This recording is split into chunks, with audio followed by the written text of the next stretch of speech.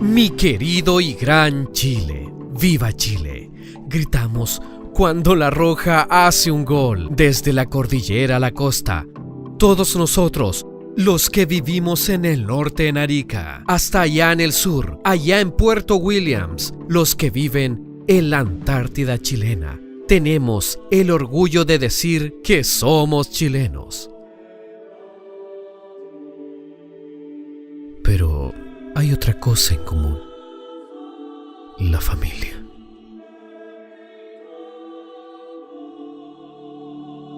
Algunas son grandes, otras son más pequeñas, y también las que han salido adelante cuando ha faltado alguno de sus miembros. Y ahí, en medio de la familia, en un vínculo de amor, aparece algo hermoso, un milagro: los hijos. Yo soy padre, y creo que tú también, o pronto lo serás. Y tengo un hijo, ya tiene casi 3 añitos, y paso mis días pensando qué será de él mañana, cómo formaré su carácter, qué le daré o qué le negaré a fin de que pueda cumplir sus sueños. Jamás me imaginé que cuando joven pensaría estas cosas. Solo ahora entiendo lo que me decían mis padres. Creo que también tú compartes estas preocupaciones por tu familia, sin importar porque todos somos humanos. Pero esta nueva ley de garantías de derechos de la niñez que el Estado está promoviendo, ¿realmente protege a mis hijos? ¿Realmente protege a mi familia?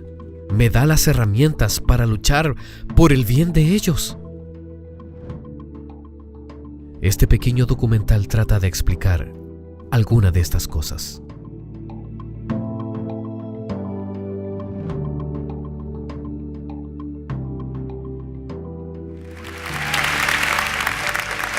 ¿En qué consisten concretamente los proyectos que hoy estamos firmando? El primero de ellos, sobre garantías de los derechos de la niñez, busca garantizar la protección de derechos de niños, niñas y adolescentes contemplados en la Constitución, contemplados también en la Convención sobre los Derechos del Niño y otros tratados internacionales que Chile ha ratificado.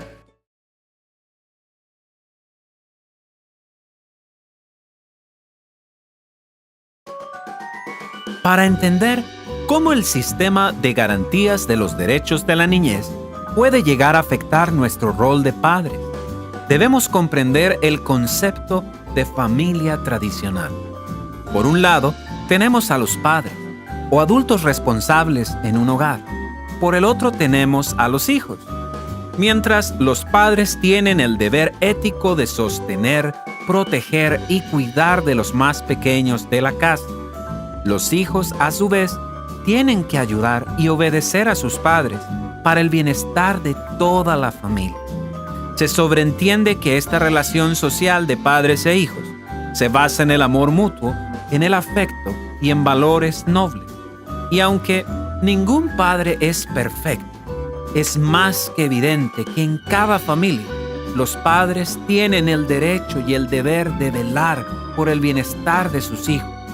Por eso, cada padre y madre trata de enseñar valores y principios, escoger la mejor educación posible, cuidar de la salud integral de sus niños, también encontrar ayuda espiritual adecuada para ellos, cada uno haciendo lo mejor que puede.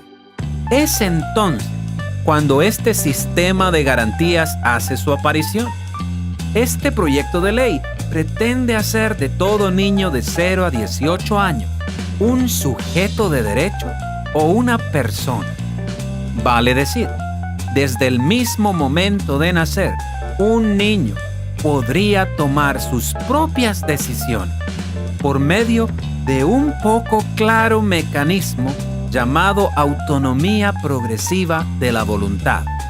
Los padres ya no podrían tomar decisiones por sus hijos, o al menos no libremente, pues esto podría ser una vulneración de los derechos elementales del niño. Entonces, cualquier cosa relacionada con la educación del niño, su salud, la moral, los valores, la religión y la fe, la sociabilidad, aún los métodos de control y restricciones que los padres puedan desear tienen que pasar por el control de un nuevo miembro de la familia, el Estado.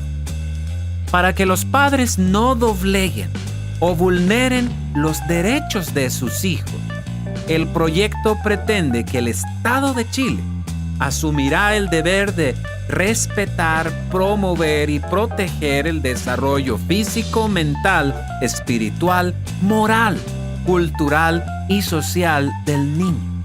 Sí, lo oyó bien. Este proyecto pretende que sea el Estado y no los padres quien decida qué es lo mejor para su propio hijo, aún en temas morales, sexuales y religiosos. Esto hace que nos preguntemos, ¿sabe el Estado mejor que nosotros qué es lo mejor para nuestros hijos? ¿Cuáles son los valores que promueve el Estado? Otra pregunta más interesante en la actualidad: ¿cómo ha cuidado el Estado de los niños que tiene bajo su completo cuidado, ya sea en el Sename o ya sea en las distintas instituciones que trabajan para él? Pues bien, veamos qué problemas cotidianos podría impulsar esta ley. Por ejemplo, si una madre ve que sus hijos pasan mucho tiempo pegados en el celular y se los quita. O ¿qué tal un padre que le niega a su hijo de 16 años salir a una fiesta porque es muy tarde o porque no ha cumplido sus compromisos familiares? O por último, ¿por qué no mencionar a una familia católica que decide no enviar a su hijo de 6 años a la clase de educación sexual que dan en el colegio? Pues en ella se promueve que los niños deben experimentar el autoconocimiento, la masturbación, o que los niños debieran besar a otros niños o vestirse como niños. Y en vez de eso, deciden enseñarle educación sexual ellos mismos en base a la Biblia. En cualquiera de estos tres casos, los padres estarían vulnerando derechos esenciales de sus hijos, lo cual podría terminar en duras sanciones. Y si existe una reiteración de la vulneración de estos derechos de los niños, podría considerarse hasta la opción de quitar a los hijos de ese hogar y reinsertarlos en un nuevo hogar adoptivo.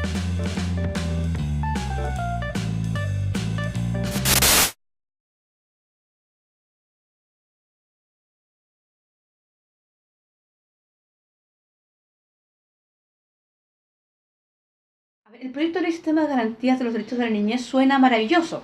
O sea, ¿qué persona se podría parar en un lugar y decir que no quieren que los derechos de los niños sean garantizados, sean protegidos? Porque en el fondo uno lee este título tan grande que lo que se queda es que hay derechos para los niños. En una sociedad donde tenemos un Sename del Estado absolutamente cuestionado, ni siquiera sino ya sentenciado socialmente, y yo diría que si los tribunales no son tan rápidos, sabemos perfectamente que 1000 y tantos niños muertos en un sistema donde había niños vulnerados que tenían que haber sido protegidos, no fueron protegidos, con 4 comisiones investigadoras en el Congreso Nacional, todas con informes negativos, que además es transversal a todos los gobiernos y además transversal a todos los partidos políticos. Entonces tú dices, por supuesto que queremos algo que mejore el tema de la infancia en Chile. Sin embargo, este proyecto, que está adosado a otros proyectos, la Defensoría de la Infancia, la Subsecretaría de la Niñez, el Plan de Formación Ciudadana, la verdad es que siguen siendo proyectos intelectuales e ideológicos, que no tienen una bajada real al mundo. ¿A qué me refiero? Eso no va a significar que un niño va a tener mejores condiciones en su colegio. No significa que vamos a implementar con dinero. Nosotros siempre decimos en el Congreso, si un proyecto no tiene un anexo de Hacienda con una buena cantidad de plata, son palabras súper lindas, pero son inaplicables. Es decir, un informe financiero que no se condiga con lo que se quiere hacer, entonces es inaplicable. Si tú dices, bueno, queremos tener defensores para los niños, pero en vez de tener defensores para los niños, creamos una defensoría pública de la infancia, un ombudsman, un ente, así como la Contraloría General de la República, o como el, ¿cómo se llama el Instituto del Estado? El Consejo de Defensa del Estado, que son autónomos. se crea ahora un nuevo organismo estatal. O sea, seguimos engrosando el Estado en contra de la familia. O sea, más Estado, menos familia. Nosotros decimos más familia, menos Estado. Entonces, seguimos engrosando este gran armatoste que quiere, en el fondo, abducir roles que les competen a los padres, roles que les competen a la familia.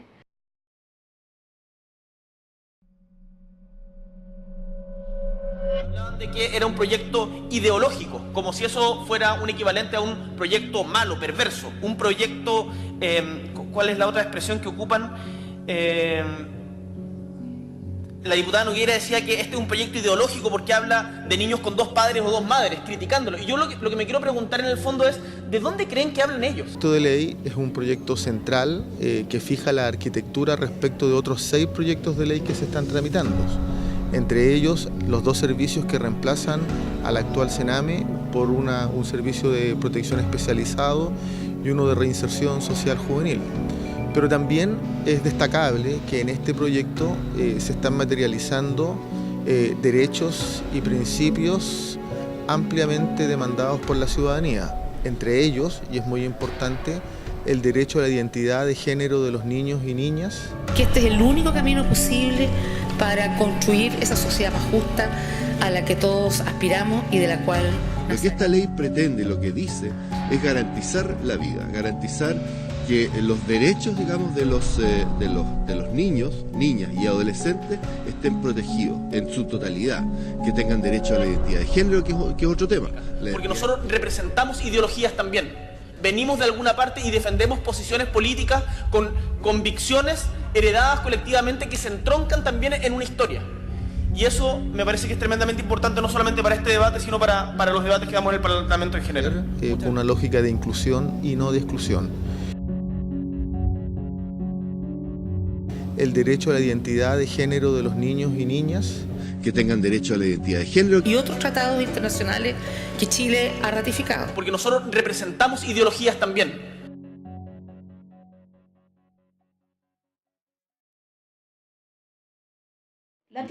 La tiene, hay una concordancia, pero este proyecto agrega cosas y quiso incluso que este gobierno cambiar cosas que atentaban en contra incluso de la convención. Es decir, hay un estándar, las leyes de infantiles tienen como estándar, tú no deberías tener regresión de ese estándar.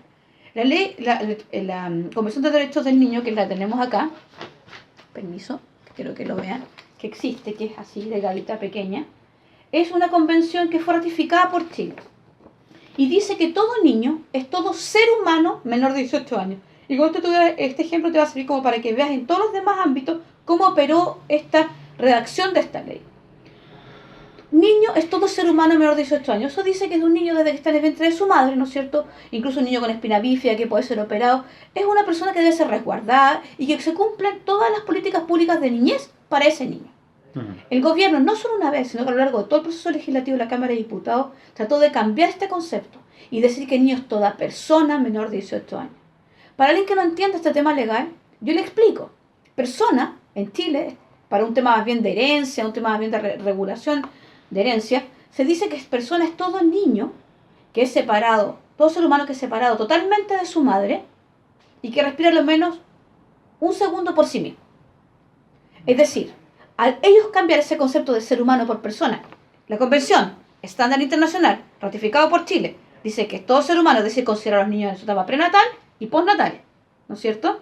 O sea, desde que fue concebido hasta los 18 años. Ellos querían que solamente fuera un niño, una persona, desde que nace hasta los 18 años. Eso vulnera nuestra convicción de que un niño en el vientre de su madre son nuestros hijos y deben ser guardados.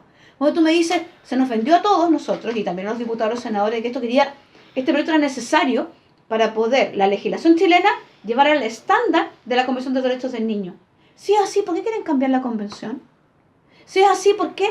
Porque hay una visión de una ideología que considera el aborto como un derecho sexual y reproductivo y que no quiere que haya protección prenatal, no quiere que haya ninguna protección. Y quiero mostrarles la interpretación, ¿no es cierto?, o las observaciones que se hacen hoy día y que pretenden ser parte de la Convención de los Derechos o que Chile las reconozca, que son absolutamente ideologizadas. Miren el tamaño de la diferencia. Es una cuestión muy técnica, o sea, muy física, ¿no es cierto?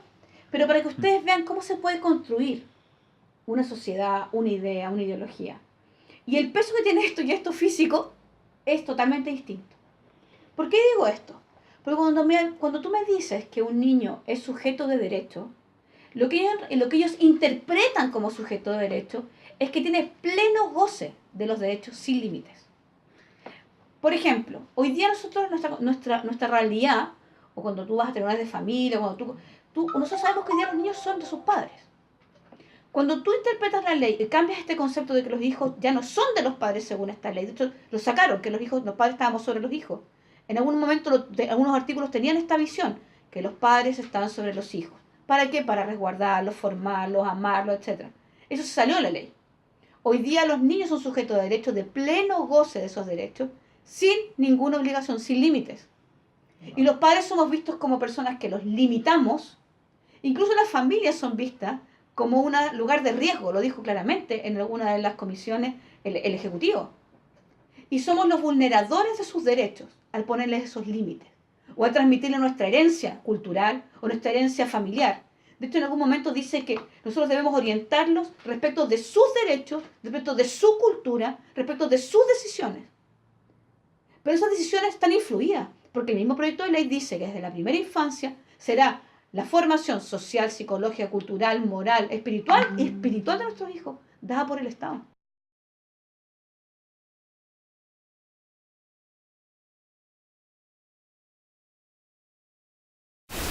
El primero de ellos, sobre garantías de los derechos de la niñez, busca garantizar la protección de derechos de niños, niñas y adolescentes contemplados en la Constitución, contemplados también en la Convención sobre los Derechos del Niño y otros tratados internacionales que Chile ha ratificado.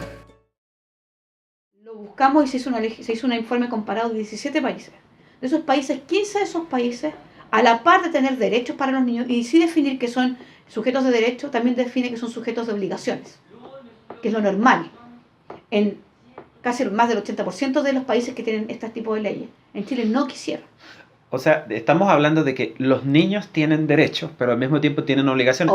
Y lo dice la Convención de los Derechos del Niño también. Dice que tiene obligación de respetar a sus padres, tiene obligaciones respecto del quehacer de la familia, etc. O sea, el niño tiene límites y debe ser resguardado, porque se entiende que un niño es una persona en formación de su identidad, en formación de un montón de cosas.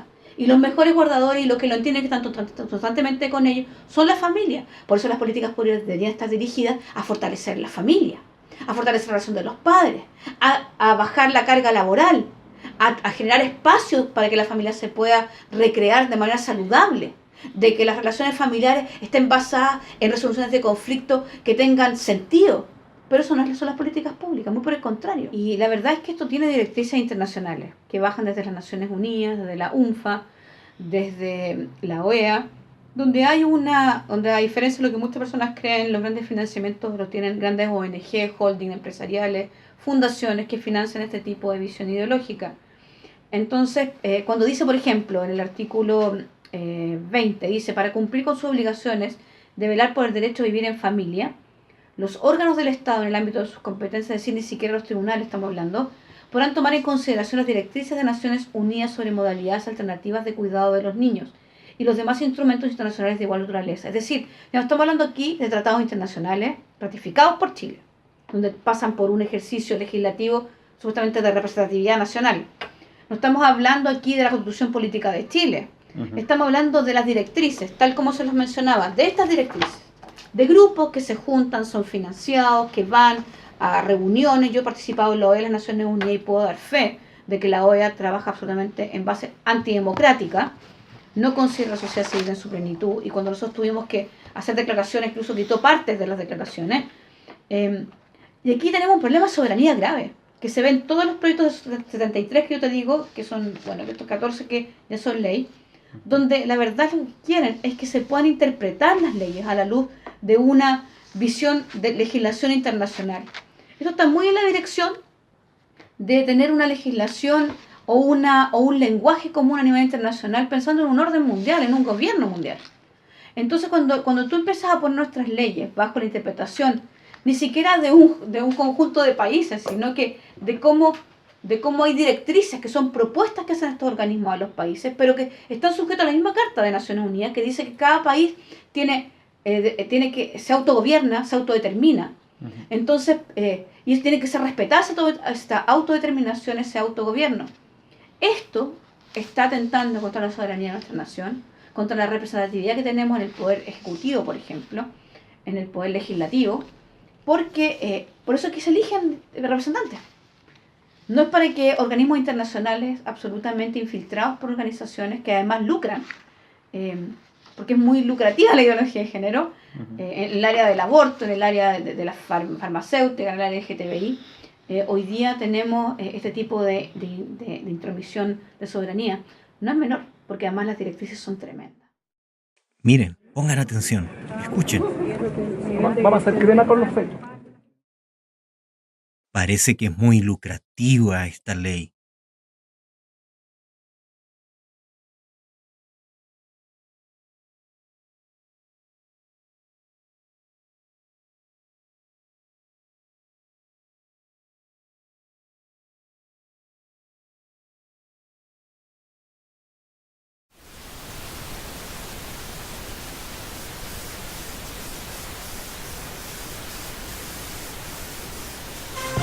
De la tarde con 32 minutos. ¿Puede llegar a ser ilegal revisar las redes sociales de nuestros hijos? Bueno, esa pregunta quedó en el aire cuando se levantó una suerte de polémica al conocer los detalles de la aprobación del proyecto de ley que crea el sistema de niñez, de derechos de la niñez. Eso es. Catalina Sepúlveda nos va a ayudar a entender si esa interpretación es correcta. Cata, ¿cómo estás? Muy buenas tardes. ¿Cómo estás, Alfonso? Muy buenas tardes. Justamente es una de las lecturas que se ha hecho de este proyecto de ley que fue aprobado en particular en la Cámara de Diputados y que ya ha pasado entonces al segundo trámite constitucional y que establece el sistema de garantías de derechos de la niñez. Esto está destinado a respetar, promover y proteger el desarrollo de los niños y justamente hay un artículo en particular que ha generado esta polémica que tú mencionabas. Queremos conocer los alcances porque se ha dado este tipo de interpretación. Estamos junto al ministro de Desarrollo Social, Marco Barraza. Buenas tardes. Hola, muy buenas tardes. Para que nos cuente cuáles son los alcances de esta ley y por qué, de este artículo en particular que habla de la autonomía progresiva y por qué se podría llegar a entender que incluso los padres no podrían revisar las redes sociales de sus hijos. Lo primero, decir que la ley de garantía del sistema de derechos de la niñez lo que busca es establecer una ley marco, un marco regulatorio que permita sobre él edificar una nueva institucionalidad que proteja a los niños en diferentes ámbitos, reemplazando la ley de menores que data del año 68 y que en consecuencia es obsoleta. La ley tiene como principal objetivo promover el cuidado de los niños en su familia.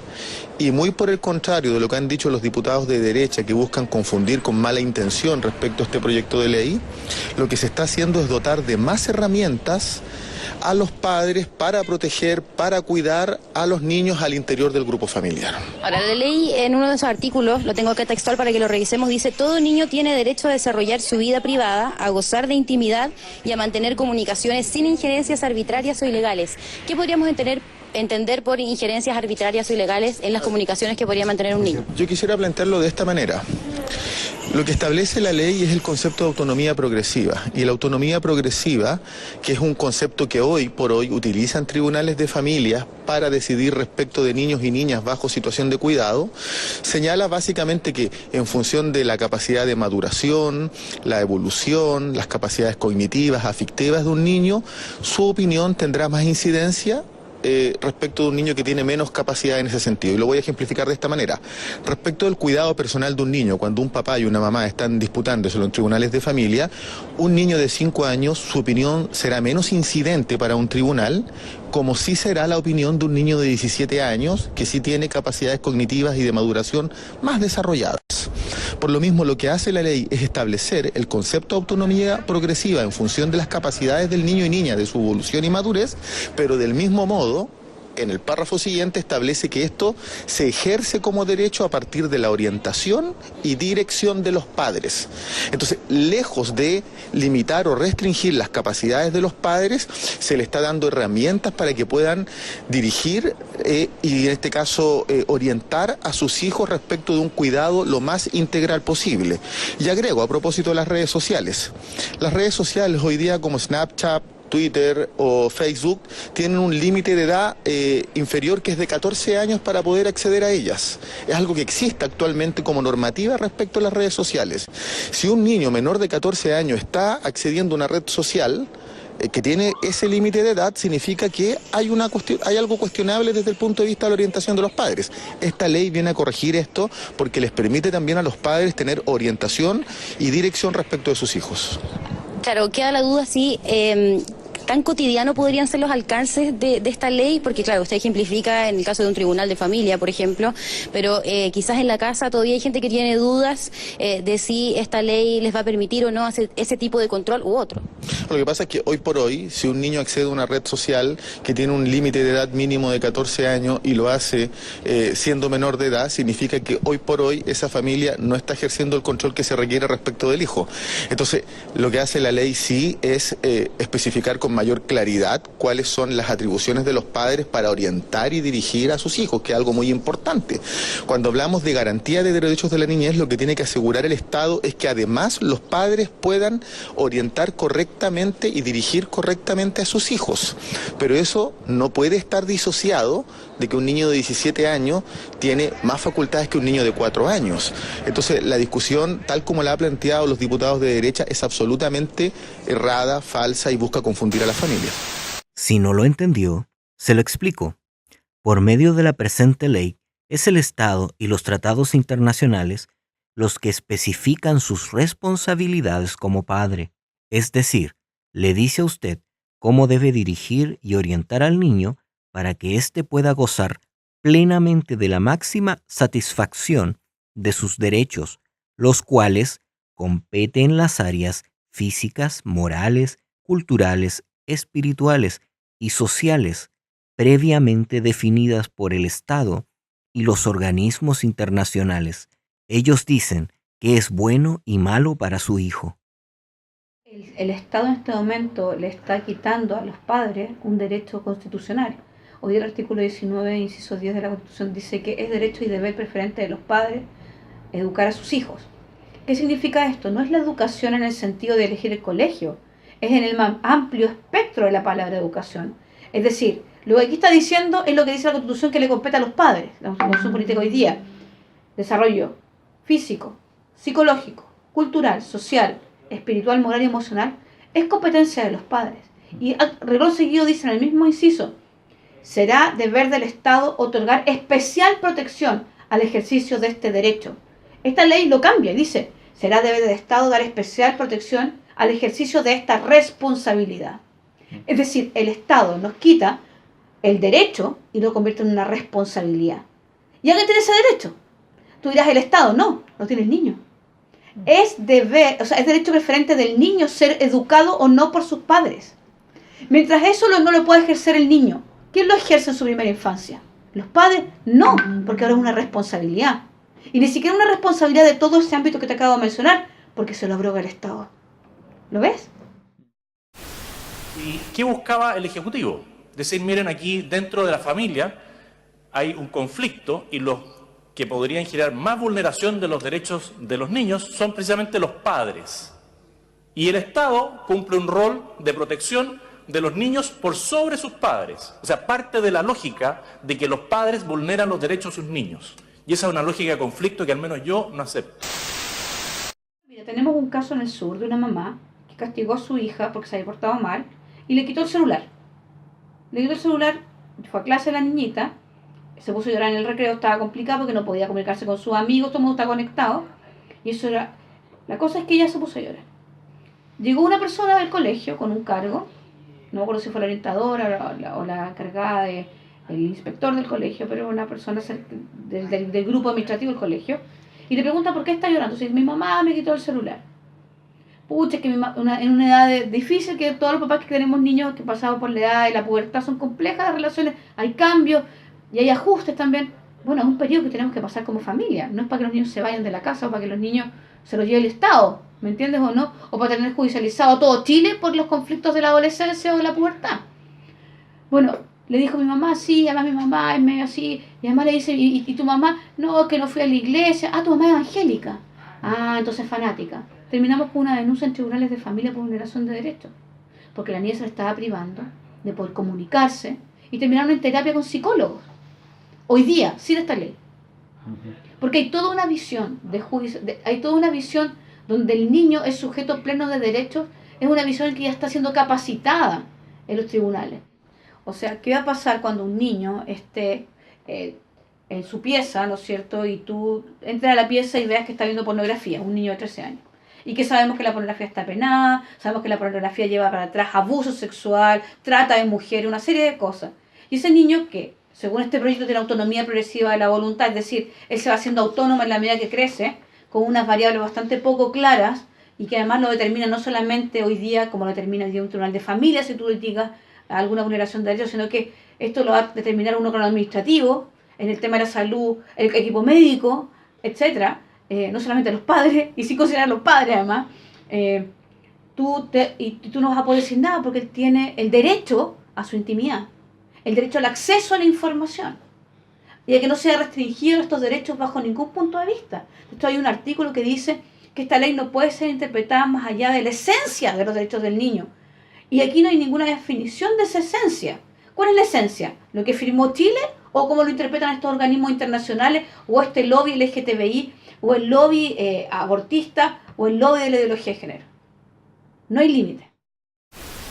Autonomía progresiva que apuntaba a que cuando había un conflicto entre padres e hijos, por cualquier motivo, iba a ser un burócrata del Estado el que iba a resolver. Es decir, si yo tenía un acuerdo familiar de que el niño podía volver hasta las 12 de la noche después de una fiesta, y el niño decía, mire, yo ya tengo autonomía progresiva, así que me da lo mismo lo que digan mis padres y voy a volver a las 2 de la mañana, ¿quién resolvía el conflicto? Un burócrata del Estado. Y eso es lo que buscaba originalmente este proyecto. También este proyecto buscaba introducir el concepto de la ideología de género, que todavía está. Lo otro, entre comillas, lo sacaron. Tenemos casos hoy día con esta ley implementada en Alemania, donde papás, por no mandar a su hijo a las clases de educación sexual, donde le enseñan a masturbarse, papás cristianos, los han llevado presos. Acá en Chile, la familia Marens en Alemania tuvo que salir de Alemania y irse. Porque los seguían metiendo presos y a sus hijos, que tenían un montón de hijos, se los llevaban a los sistemas de seguridad social. Entonces, eso no sale en las noticias, porque además los medios de comunicación están totalmente tomados por esta ideología. Porque el proyecto define la violencia como, si yo a mi hijo le pongo límites de horario para no sé, para ir a una fiesta, lo estoy violentando en su derecho de poder salir y ir donde él quiera. Yo tengo que estar solamente enterado de donde él está, pero no tengo que estar enterado, no puedo inmiscuirme si él está haciendo algo que me parece que es moralmente delicado, que va a dañar su espiritualidad, porque además esta visión es una visión de un gobierno absolutamente ateo. Y cuando dice además después, que tú muy bien lo dices, sexismo, o sea, perdón, pero es grave. Es grave la visión que están dando aquí. Y discriminación. Perdón, yo quiero discriminar bien quien me opera un aneurisma cerebral. No quiero que lo haga un podólogo, no que sea el mejor podólogo. Por lo tanto, la discriminación no tiene una carga moral. La carga moral se la da quien determina los valores. Y en este caso el Estado está dándole un valor positivo a todas estas cosas, enseñadas de su perspectiva ideológica. ¿Y los padres dónde están? ¿Qué somos nosotros? ¿Nadie?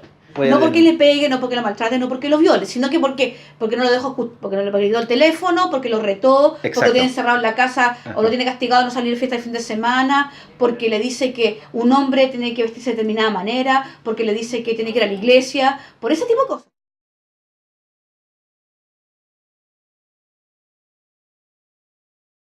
Parece como si uno estuviera interpretando maliciosamente la ley. Si tú lees esta pura ley, sí ves cosas extrañas. Si la ves a la luz de otras leyes que van sumando como un rompecabezas piezas, entiendes la visión. Los padres y las familias somos una piedra de tropiezo para este tipo de ideología, para las estatizaciones de los gobiernos. Esta visión es una visión neomarxista y es una visión que responde a esa visión ideológica. Por lo tanto, cuando tú presentas la ideología de género, lo que estás presentando es un Estado empoderado, y lo puedes ver en la Revolución China. Niños que iban en masa al colegio, donde los padres tenían que sujetarse al gobierno, tener tantas horas de trabajo, donde los niños tenían que responder a un adoctrinamiento filosófico. ¿Por qué? Porque los padres le damos que no al Estado. Cuando los padres quieren venir a enseñar a nuestros hijos que lo malo es bueno y lo bueno es malo, nosotros vamos a ponerlo entre medio del Estado. Pero como eso es lo normal, natural, lo que ha hecho este gobierno es, a través de procesos legislativos, empezar a generar una nueva moral. para que la ley los respalde.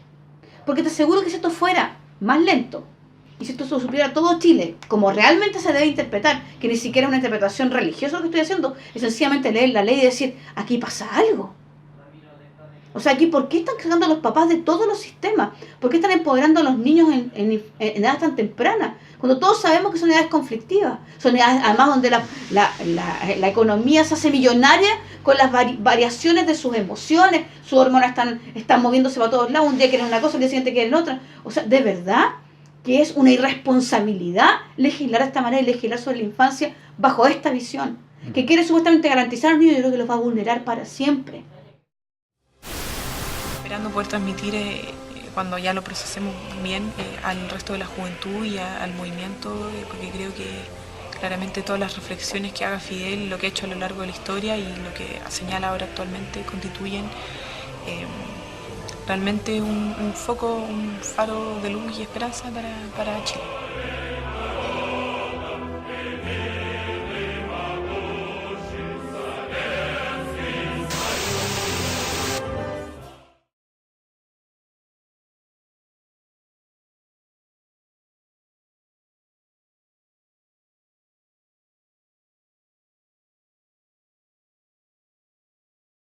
La educación tendrá como propósito inculcar al niño, es decir, está definiendo lo que es educar. No como este gran concepto que hablábamos al principio, ¿no es cierto?, del desarrollo integral, de la formación social y espiritual, que además lo dice que lo toma el Estado.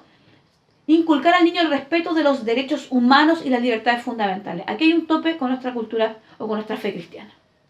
Porque resulta que los derechos humanos ya no son lo que nosotros conocíamos con la Carta Fundamental. Hoy día vamos en la quinta ola de derechos humanos, o en la quinta línea, donde tenemos los derechos culturales, sociales, que son una reinterpretación de una reinterpretación de una reinterpretación de los derechos humanos como los conocimos al principio, que reflejaban en el fondo la protección de la familia, del ser humano. Es decir, no se inventaron esos derechos, sino que se reconocieron. No se interpretaron, sino que nacían de la esencia de lo que era el hombre. Cuando tú dices que en esta línea nueva de derechos culturales está el derecho a la identidad de género, por ejemplo, que hay una ley que quiere reconocer en Chile el derecho a la identidad de género, como una persona o un niño o un ser humano cualquiera, toda persona, se sienta respecto de sí mismo y que puede no tener relación con su sexo asignado al momento de nacer, ni siquiera reconocer el sexo biológico, lo que tú estás descreando es un derecho sobre una base no científica. Es decir, el sexo es femenino o masculino, un hombre nace hombre o nace mujer. Y para nuestra fe no hay más. Y para la ciencia tampoco hay más, porque no hay más genes, más que X. A menos que sea parte de una normalidad, pero que sucede en todo ámbito. Es decir, la curva de Gauss dice que la excepción confirma la regla. No es lo normal. Pero poner como normalidad la ambigüedad sexual o la neutralidad del ser humano es cambiar el concepto del ser humano. Entonces, cuando dice que inculcar el respeto a los derechos humanos, ¿cuál es derecho humano? O los derechos humanos donde son la declaración del hombre como centro. Y si mi fe dice que no es así, el Estado me va a obligar a que mi hijo sea instruido, como dice acá, inculcar el respeto por esto. Cuando yo digo algo que tengo que respetarlo es porque algo le doy un valor moral positivo. Él está cambiando la moral de mi hijo. ¿Se entiende el proceso? Y cuando dice, y las libertades fundamentales, ¿cuáles? Si hoy día está en cuestionamiento, yo tengo en mi poder un archivador con la información sobre supuestamente las bases de la nueva Constitución después de los cabildos, donde fueron 200 y tantas mil personas, tenemos hoy día más de 800.000 firmas contra el aborto, y eso sí que no es importante, pero esas 200.000 personas que fueron a los cabildos van a representar a los 17 millones de chilenos. Bueno, en base a eso definimos libertades fundamentales, ideologizadas, y eso tengo que aceptar que mi hijo, por ley, el Estado se toma la atribución de enseñarlo, aunque vaya en contra de mi fe, de mi cultura, etc. El Estado determina los valores, lo dice el proyecto, lo deja claramente establecido. El Estado determina los valores. O sea, cuando tienes un Estado ateo que te dice que le va a dar una espiritualidad al niño, ¿qué espiritualidad crees que le va a dar a ese niño? Tiene una espiritualidad. Lo discutíamos antes, Jonathan. Cuando nos dicen que somos religiosos, o que ya salieron con su fe, es que ellos tienen fe. Tienen una fe agnóstica, atea. Tienen una espiritualidad que es mediática, una espiritualidad que no cree en la eternidad, tiene una espiritualidad y tiene una fe. Entonces, hay una base de origen y una base del entender del ser, que es la epistemología y la ontología, que ellos definen en sus proyectos de ley. Las ideas tienen consecuencias, lo que yo pienso se traduce en acciones. Lo dice la palabra y lo dicen politólogos, sociólogos mundiales que son ateos. Entonces, por supuesto, lo que yo pienso se traduce en otras cosas. Por eso no es relevante por quién yo voto, quién gobierna un país. Puede ser una muy linda persona, súper cariñosa, súper carismática, pero si piensa que el hombre es solamente un ser material y que cuando muere no tiene ninguna consecuencia sus actos en la tierra, si yo entiendo que hagan una ley de aborto libre. Entiendo que no les importe que los niños vean pornografía de la primera infancia o que tengan relaciones con adultos. Porque no tiene ninguna importancia, pues si tú no tienes consecuencias de tus actos porque tú cuando te mueres se acabó todo. Lo que no puedo comprender y lo que sí me preocupa es que las personas que sí entienden que hay una consecuencia, que hay trascendencia, que hay eternidad, no hagan nada frente a estas cosas.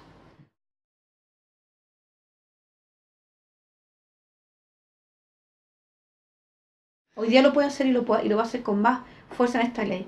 Piensa que las personas que están detrás de esta ley, básicamente la nueva mayoría, ¿no es cierto? Tenemos ahí el Partido Socialista, la izquierda, la DC que se paró entre la centroizquierda, etcétera, y algunas personas de derecha incluso.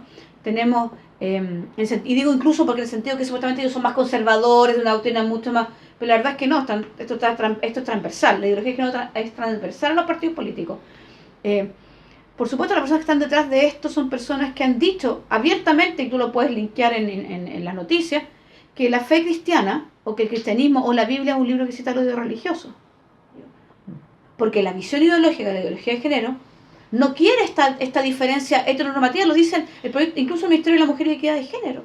Esta diferencia entre hombre y mujer que produce inequidad, lo puedes ver en todos los discursos de la Claudia Pascal o de la gente que a mí me parece increíble, de la Junji, que es lo que están encargados de la infancia en Chile, de los jardines infantiles. ¿Qué crees que les enseñan los jardines infantiles? Esto ya les están enseñando este tipo de ideología. Y eso cambia la mente de un niño, cauteriza su conciencia. Cuando una tía le dice que eso es bueno que pololee con su mejor amiga porque es normal, ese niño no tiene por qué no creerle a la tía. Ahora, el tema aquí es dónde están los padres. En la ley no aparecen. Y además, ¿dónde están los padres que los mandan a los jardines? ¿Por qué los niños están? Porque hay una política de que los niños, y han convencido a Chile, de que los niños tienen que estar en los jardines porque así van a ser más inteligentes.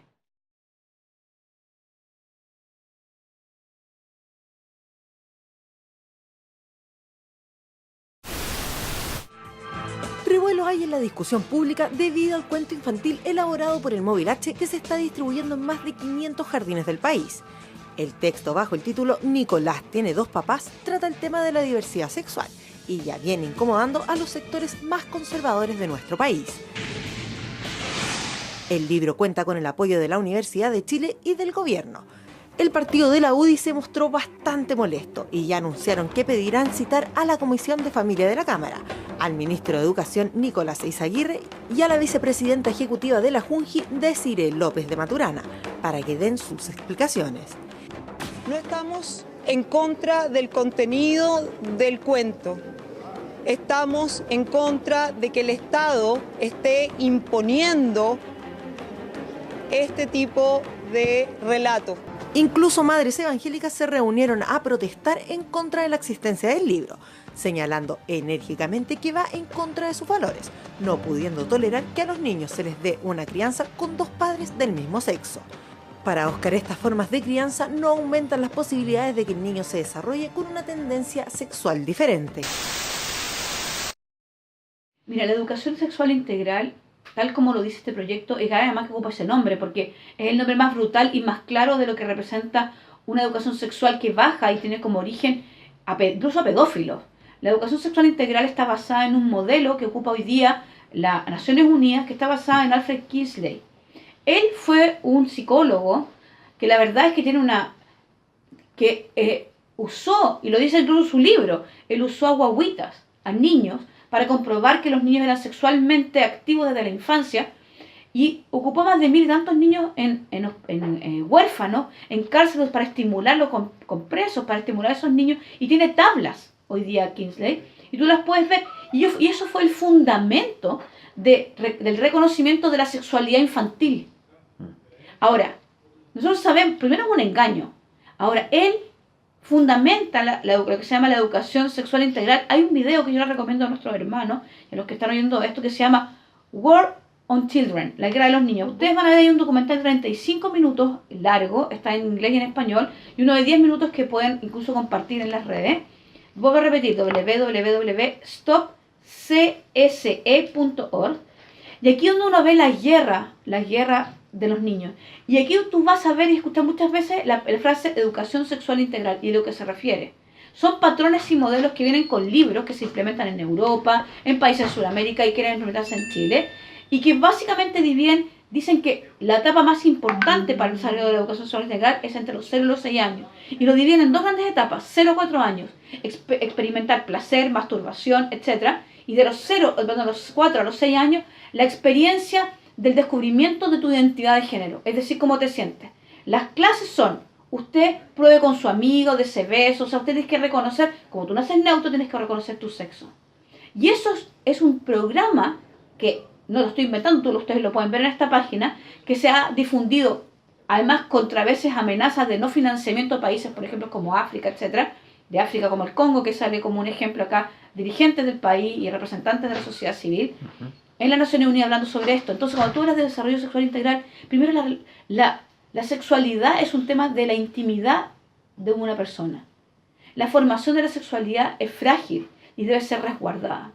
Y hoy día es derecho en Chile de los padres esa sexualidad y la información de la sexualidad, el acceso y la forma. De hecho, los colegios tienen que pedir permiso a los papás para poder dar clases de sexualidad. Sin embargo, el Estado hoy día, a través de esta ley, lo que quiere es que sea una política de educación nacional, bajo una visión muy particular, porque además lo dice el mismo proyecto.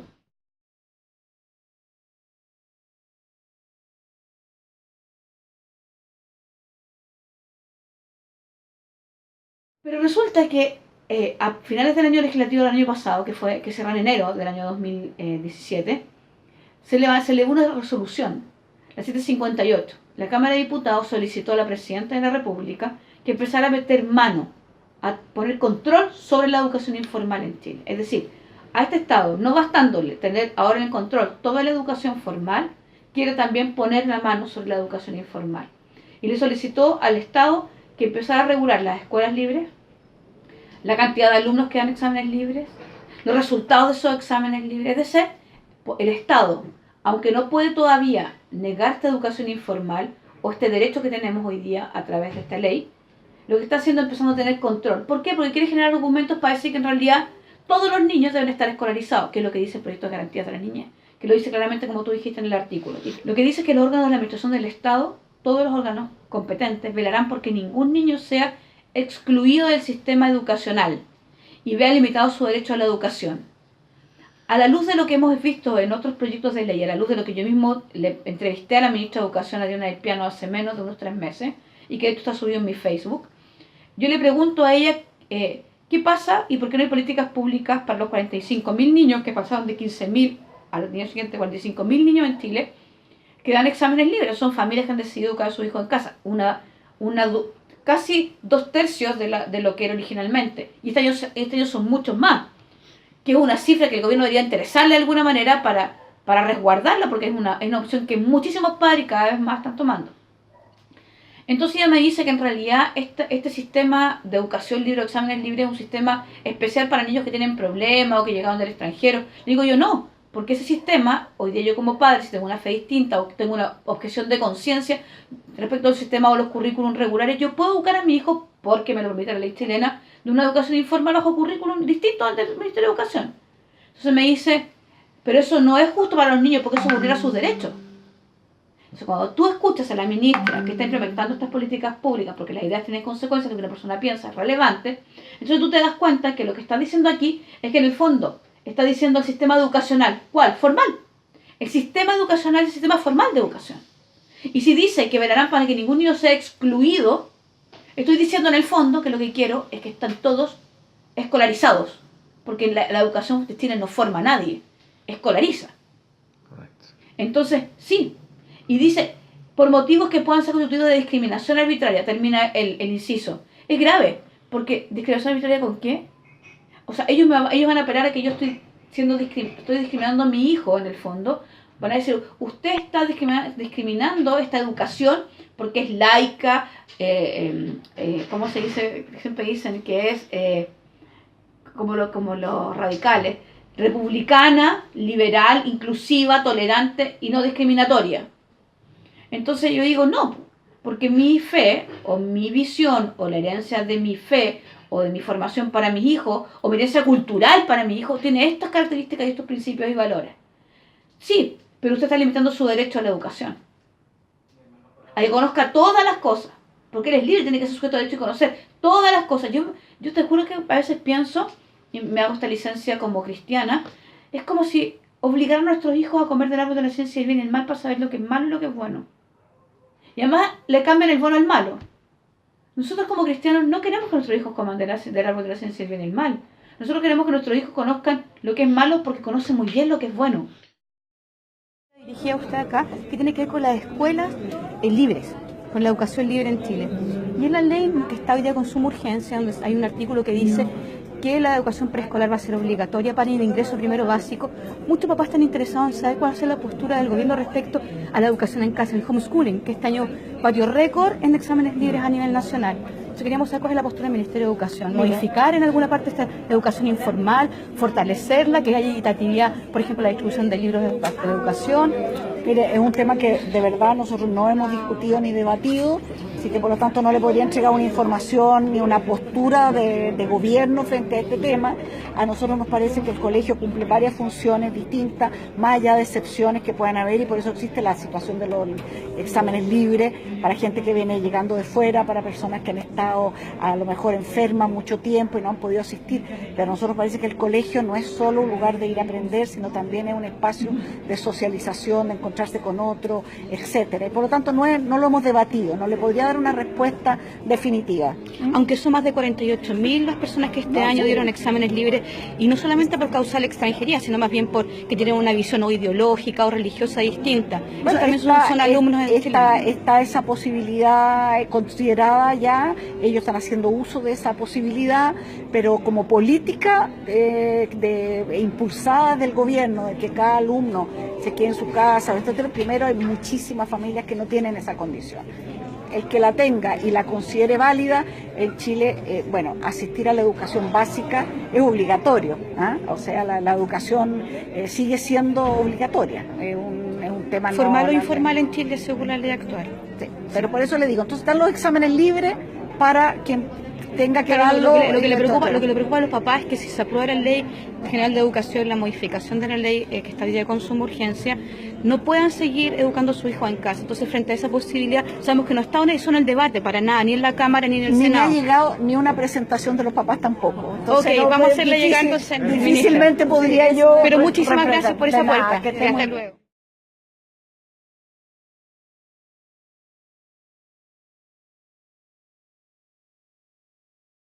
Lo explico.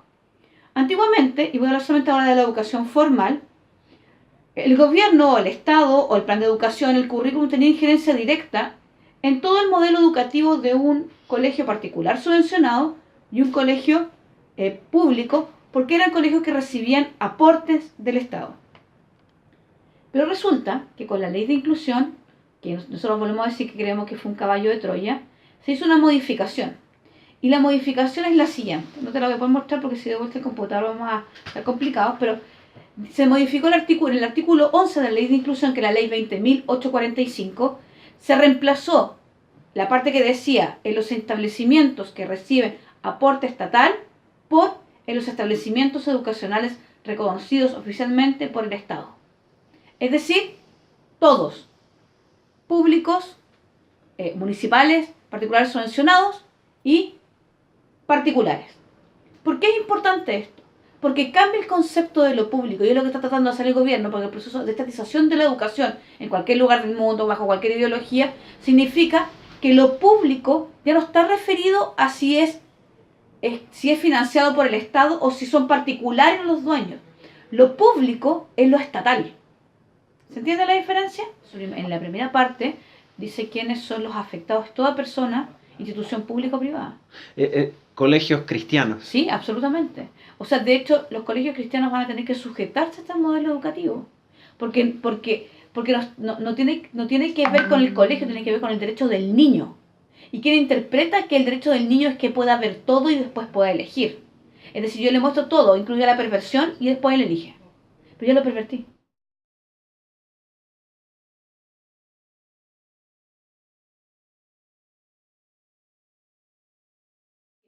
solamente los tribunales de familia pudieran quitarnos a nuestros hijos.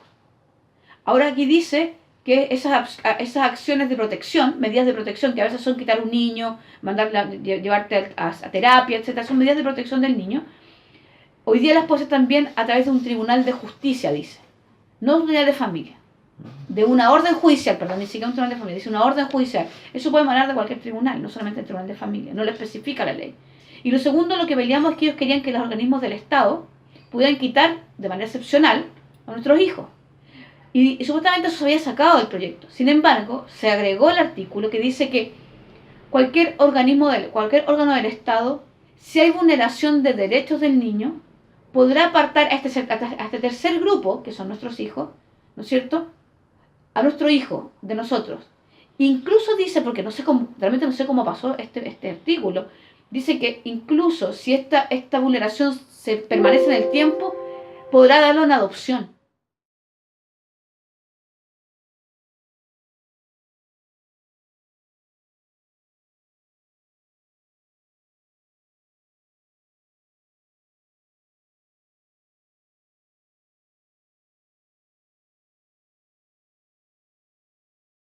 Mis invitados han hecho todo el camino, todo el círculo.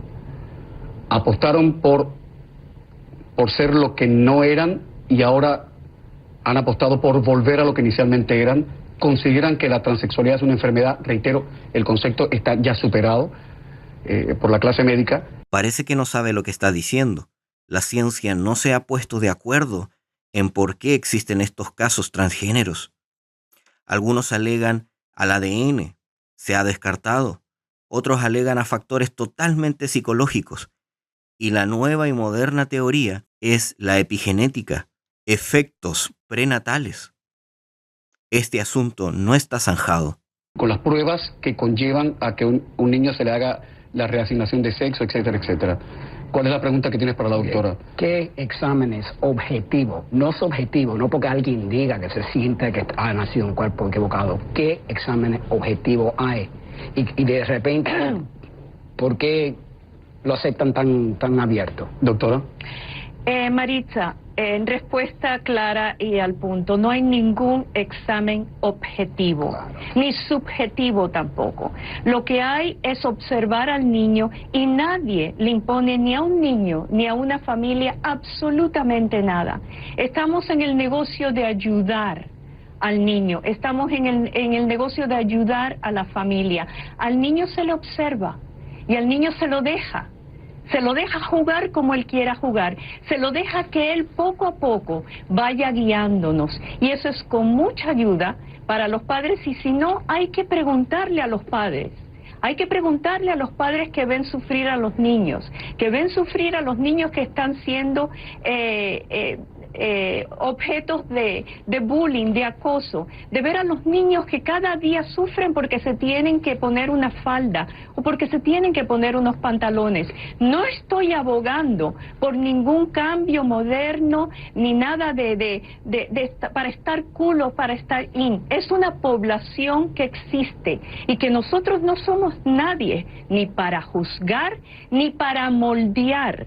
Muy al contrario, si no vamos a dejarlos que ellos solitos nos den ese camino, nos orienten, que yo creo que es lo que ustedes han hecho con sus vidas y que es lo que creo firmemente o espero, que ustedes no traten de moldear al otro ser humano. O sea, me están diciendo algo que en realidad no es así como sucede.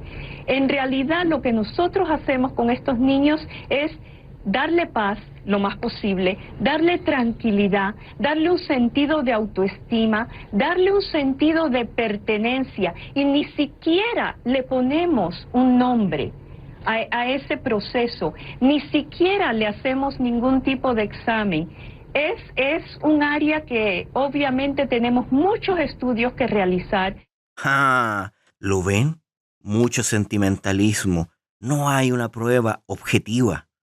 Simplemente deducciones subjetivas.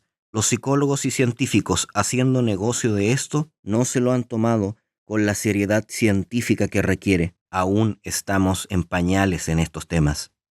Mucho que aprender, mucho que comunicarnos los unos con los otros. No hemos llegado al fin del camino, indudablemente, pero hay muy buena fe, hay mucho profesionalismo y la meta es ayudar a esos niños, ayudar a esa familia a que sean felices y Doctora, tengan un futuro, el futuro que se merecen. Me temo que estamos transmitiendo cada uno en longitudes de ondas distintas, o ustedes están transmitiendo en longitudes de ondas distintas. Ellos no creen en lo que usted está diciendo. Y la razón es porque nosotros hemos tenido padres que no están... Yo he tenido muchos padres. Esto es un experimento de niños. Y es como los niños son como ratones de un laboratorio. Y ellos no saben lo que va a pasar con ellos, porque ellos están como, a ver, ponerle hormonas, a ver bloquearse su puberty, a ver, y mira, señora, la verdad es que ustedes no saben lo que están haciendo, y la verdad es que ustedes, cuando yo fui a una terapista de género, ella ni me invitó a mi esposa para que se siente conmigo para hablar sobre esto. Ellos no son responsables para los familiares y para la gente que son afectados. Ellos nada más le importa a la gente que le afecta el género. Y eso no sirve porque familias están matándose. Permítanme, tengo que ir a un corte. El último corte del programa. Pero ¿ustedes creen que los psicólogos y los psiquiatras se hacen ricos con esto? Sí, hacen $20,000 con una inyección que le pone un implante. Ok, vamos a una pausa y regresamos ya para cerrar el programa. Seguido sé que seguiremos hablando del tema. Vendrán a esta mesa personas que están en la posición absolutamente contraria a mis invitados. Les agradezco la honestidad, les agradezco la valentía, la audacia de venir a la televisión, no nacional, sino internacional.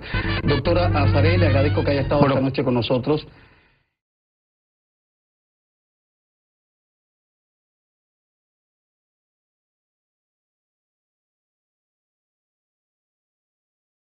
Este proyecto va a relativizar, primero le baja el derecho de los padres de derecho a responsabilidad.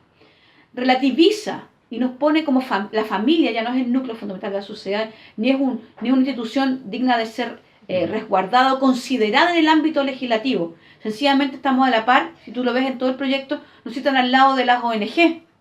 O sea, de hecho a veces nos citan después que las ONG o los organismos intermediarios del Estado, que son como las OPD o organismos que trabajan con niños. A los padres nos hablan de padres y madres, que no lo hemos comentado. Es decir, aquí estamos asumiendo que pueden haber 2 padres y 2 madres. O sea, ya abrimos también a los tipos de familia, incluyendo familias que no son solamente homoparentales, son trans. Hay otro proyecto que está hablando de familias trans, les y gays parentales. O sea, estamos abriendo una puerta como nunca se abrió en ninguna parte, de un suácate. O sea, para que me entiendan bien, a rajatabla hoy día quieren cambiar Chile. Por otro lado, están definiendo y las definiciones que se dan son ideológicas. Las personas pueden creer lo que quieran. Es lamentable que no crean en lo que los salva o lo que los redime o los temas de sentido común. Tú te puedes creer en Napoleón Bonaparte, pero obligarme por ley que yo eduque a mis hijos con esa visión o con esa verdad, como eso asumido que es una verdad, entonces eso es vulnerar sus derechos. Yo creo que este proyecto vulnera los derechos de los niños, porque el mayor garante de sus derechos son las familias y los padres. Y el Estado no es el mejor garante. Lo he demostrado con lo poco y nada de niños que tiene a su cargo, que es un desastre. Y querer inmiscuirse en la vida de nuestros hijos, pasar el umbral de nuestra familia, es un abuso. Y además hacerlo sin consultarle a la gente. Lo que no puedo comprender y lo que sí me preocupa es que las personas que sí entienden que hay una consecuencia, que hay trascendencia, que hay eternidad, no hagan nada frente a estas cosas. O que entreguen a este mundo a sus hijos, porque la palabra dice que herencia hijo de vaso son los hijos. Son nuestros. Nuestros hijos son de nosotros. No son una posesión, no son una cosa, como dicen ellos. Claro, toda la discusión era, ustedes dicen que son una cosa. No, no son una cosa. Son seres humanos, pero son nuestros. Y tenemos responsabilidades y tenemos derechos sobre ellos. Y el Estado no nos va a quitar ese derecho. Aunque sea la última gota de mi sangre, pero es menos Estado, más familia.